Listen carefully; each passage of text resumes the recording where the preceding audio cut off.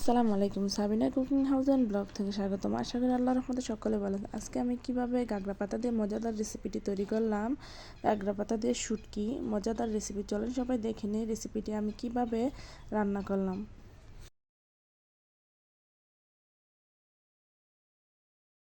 এই হচ্ছে সুন্দর গাগরা পাতা। অবশ্যই এটা গ্রামের মানুষ খুব ভালো করে চিনে, শহরের মানুষ হয়তো বা নাম শুনছে বা অনেকেই চিনে না। এই পাতার খুবই একটা বিশেষত্ব, একটা গ্রান আছে যেটা খুবই সুন্দর। আর এদিকে আমি খুলসা মাছের শুটকি নিয়ে নিয়েছি। অবশ্যই এগুলো বাড়িতে তৈরি করা শুটকি। আর এই খুলসা মাছের শুটকি দিয়ে মজাদার গাগরা পাতার রেসিপিটা আমি তৈরি করে আপনাদের সাথে শেয়ার করব। প্রথমত এটা আমি ধুয়ে পরিষ্কার করে নেব। কড়াই গরম হয়ে চলে আসছে, এবার আমি তেল দিয়ে দেব। এদিকে আমি শুটকিগুলো ভালো করে ধুয়ে নিয়েছি। এদিকে তেল গরম হওয়ার জন্য অপেক্ষা করতেছি। তেল গরম হলে অবশ্যই শুটকিগুলো ভালো করে ভেজে নিতে হবে। বিসমিল্লাহির রহমানির রহিম।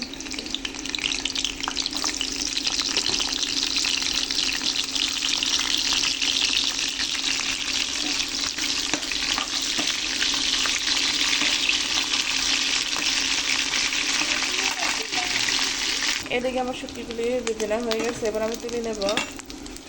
এটা সুন্দর একটা গ্রান আসছে শুটকি থেকে। এবার আমি পেঁয়াজ কুচি দিয়ে দেবো।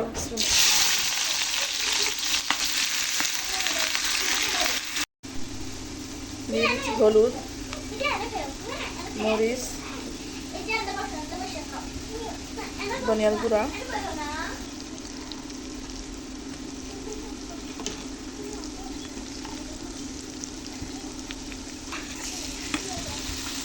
আমি সর্বশেষ দিয়েছি পানি। অবশ্যই মশলাটা ভালো করে কষিয়ে নিতে হবে।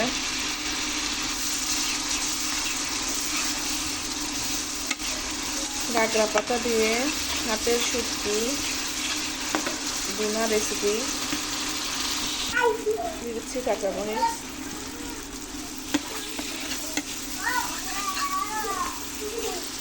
আমার ভালো করে কষানো হয়ে গেছে। এবার আমি দিয়ে দেবো শুটকিগুলা।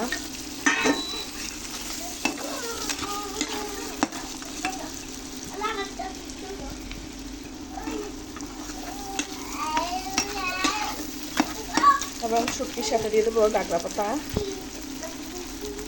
এখানে দিয়ে দিচ্ছি গাগরা পাতা।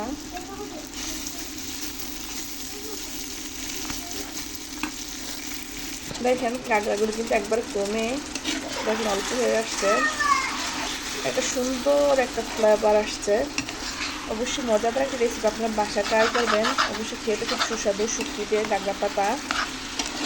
আমি প্রথমবার এই রেসিপিটা তৈরি করলাম। অবশ্যই গাগরা পাতা কোনো সবসময় পাওয়া যায় না, বছর একবারই পাওয়া যায়, তাও আবার গ্রামে। তো আমি কিছুক্ষণ জাল করে নিচ্ছি। আমার শুটকিটা ভালো করে সুন্দরভাবে কষানো হয়ে গেছে শুটকি।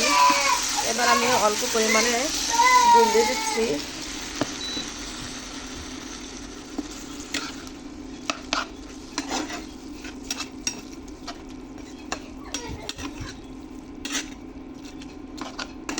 অবশ্যই আপনি ইচ্ছে করলে শুটকিগুলো কেটে নিতে পারেন। আমি আস্ত রেখেছি, আস্ত খেতে একটু সুস্বাদু। দিয়ে দিচ্ছি জিরা,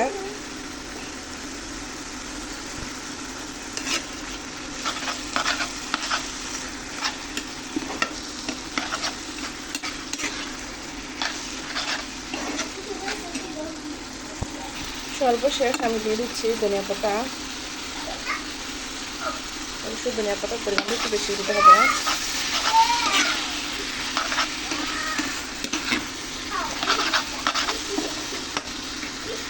আলহামদুলিল্লাহ, আমার গাগরা পাতা দিয়ে খলসা মাছের শুটকি বোনা রেসিপিটি তৈরি হয়ে গেছে।